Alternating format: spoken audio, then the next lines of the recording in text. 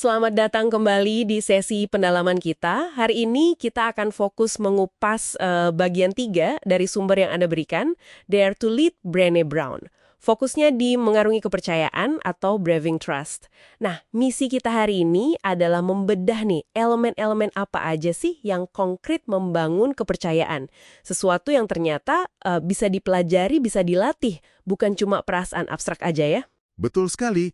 Kepercayaan ini kan fondasi ya. Tapi seringkali kita agak sulit gitu membicarakannya secara spesifik. Iya, agak ngawang gitu ya kadang. Nah, sumber ini sangat membantu karena memecah kepercayaan jadi perilaku-perilaku yang nyata. Jadi nggak cuma percaya atau nggak percaya, hitam putih. Oke, menarik. Mari kita bongkar ya. Salah satu tantangan utama yang diangkat sumber Anda itu kan kita sering kesulitan mendefinisikan kepercayaan saat katakanlah rusak atau terbangun. Disinilah metafora toples kelereng atau marble jar itu jadi relevan banget. Ingat nggak kisah putrinya Brené Brown, Ellen? Oh iya, yang soal kelereng itu ya. Betul. Kepercayaan itu kayak kelereng yang dikumpulin sedikit demi sedikit lewat tindakan kecil sehari-hari, bukan aksi heroik besar gitu. Justru yang kecil-kecil itu ya. Iya. Misalnya teman Ellen, si Hannah, dapat kelereng karena dia ingat nama kakek neneknya Ellen. Hal kecil kan?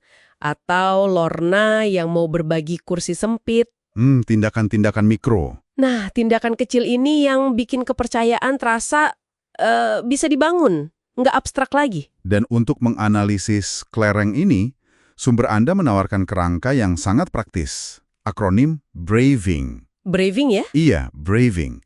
Ini memecah kepercayaan jadi 7 komponen perilaku yang bisa kita amati. Boundaries, batasan. Reliability, keandalan. Accountability, akuntabilitas. Oke. Lalu fault, menyimpan rahasia. Integrity, integritas. Non-judgment, tidak menghakimi. Dan generosity, kemurahan hati. Wow, lengkap ya. 7 elemen. Betul. Ini kayak anatomi dari kepercayaan itu sendiri.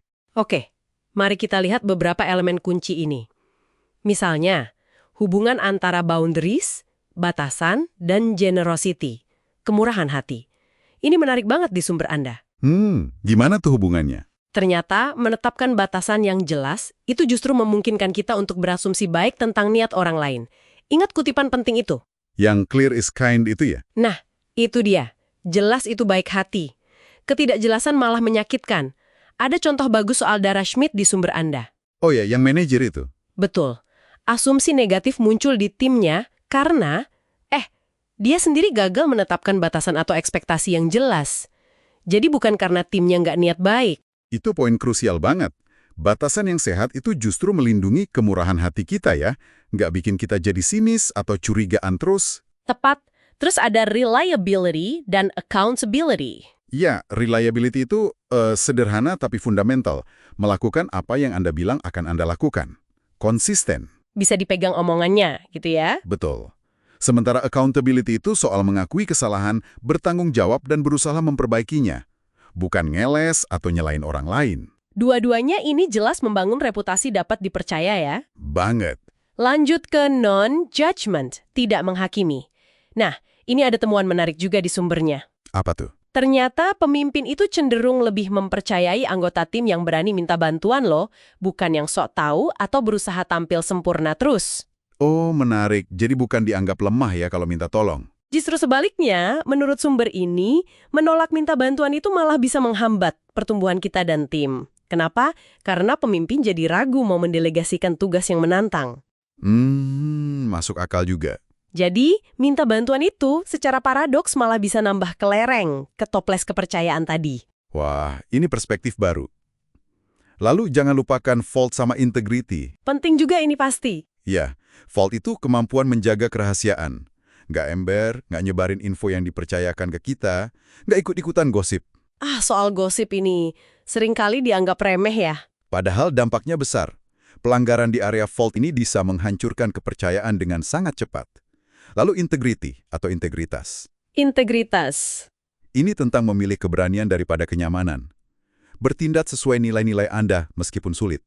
Konsisten antara kata dan perbuatan. Ini nyambung ke pembahasan kita sebelumnya soal menghidupi nilai ya. Betul sekali. Ini fondasinya. Oke, terakhir, kita balik lagi ke generosity, kemurahan hati. Tadi udah disinggung hubungannya dengan batasan. Iya. Ini juga terkait dengan keyakinan dasar bahwa orang pada dasarnya melakukan yang terbaik yang mereka bisa dengan sumber daya yang mereka punya saat itu. Asumsi positif ya. Iya, suami Brené, Steve, dikutip bilang kalau hidup itu jadi lebih baik kalau kita mulai dengan asumsi positif ini. Ada anekdot pindahkan batu dari West Point juga kan? Oh, yang itu. Kalau orang sudah berusaha maksimal tapi gagal? Ya, mungkin yang perlu diubah itu situasinya, lingkungannya, bukan cuma ngepus orangnya lebih keras lagi. Asumsinya dia sudah melakukan yang terbaik. Itu dalam sih pesannya. Nah, yang bikin kerangka BRFing ini makin kuat lagi, aplikasinya itu nggak cuma keluar ke orang lain, Maksudnya? tapi juga ke dalam diri kita sendiri.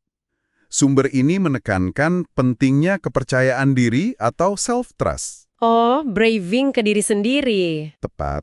Gimana kita bisa menerapkan braving dengan orang lain kalau kita nggak menerapkan itu ke diri sendiri? Coba deh Anda renungkan sebentar. Oke. Apakah Anda menghormati batasan Anda sendiri? Misalnya soal jam kerja, soal istirahat. Iya juga ya. Apakah Anda bisa diandalkan oleh diri sendiri? Komitmen ke diri sendiri ditepati nggak? Apakah Anda bertanggung jawab pada diri sendiri saat bikin kesalahan? Atau malah menyalahkan diri berlebihan. Atau malah menyalahkan diri berlebihan, ya? Dan apakah Anda nggak menghakimi diri sendiri saat gagal? Justru bisa bermurah hati pada diri sendiri, self-generosity. Wah, ini refleksi yang penting banget. Jadi apa ya intinya buat Anda para pendengar? Iya, apa takeaway-nya? Kepercayaan itu ternyata nggak mistis-mistis amat. Ia dibangun atau dirusak oleh perilaku nyata dan spesifik. Bisa diidentifikasi? Bisa diidentifikasi lewat kerangka braving tadi, boundaries, reliability, accountability, vault, integrity, non-judgment, generosity. Prosesnya dimulai dari tindakan kecil sehari-hari. Momen-momen kelereng itu. Betul, dan fondasinya adalah kepercayaan pada diri sendiri, self-trust itu tadi. Nah, sebagai penutup ya, mungkin satu hal yang perlu diingat, membangun dan menjaga kepercayaan itu praktek berkelanjutan. Bukan tujuan akhir yang dicapai sekali terus selesai. Proses seumur hidup berarti ya? Bisa dibilang begitu. Anggap braving ini bukan sekedar daftar checklist, tapi peta untuk latihan terus-menerus. Nah, ini pertanyaan reflektif untuk Anda bawa pulang. Silahkan. Apa satu tindakan kecil yang spesifik berdasarkan salah satu elemen braving tadi yang bisa Anda lakukan hari ini untuk membangun atau memperkuat kepercayaan? Baik itu dengan seseorang yang penting dalam hidup Anda, dan ini termasuk diri Anda sendiri.